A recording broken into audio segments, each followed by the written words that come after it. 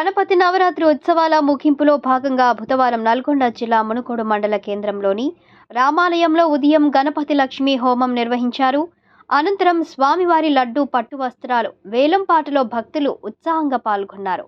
భక్తులు పెద్ద సంఖ్యలో పాల్గొని పూజలు నిర్వహించి తీర్థ ప్రసాదాలు స్వీకరించారు. అనంతరం నిమజ్జన శోభయాత్రలో మహిళలు కోలాటాలు, యువకులు, చిన్నారులు డీజే పాటలతో నృత్యాలు చేస్తూ తమ ఆనందాన్ని వ్యక్తం చేశారు. ఈ కార్యక్రమంలో పెరుమాల ప్రమోద్ కుమార్, వార్డు సభ్యులు ఈదరాములు, ముచ్చపోతుల నరసింహ, గోలి రామదాసు, బాలరాజు, పెరుమాల నరసింహ, ముచ్చపోతుల శ్రీకాంత్, తరుణ్, సిర్గమల రమేష్, ఆలయ అర్చకులు బొల్లోజు శ్రీకాంత్ చారి, పెరుమాల రాజు, పాలకూరి సాయి, గంగుల కృష్ణయ్య, నీరుడు శ్రీను, శ్రీధర్, ఆనంద్ తదితరులు పాల్గొన్నారు.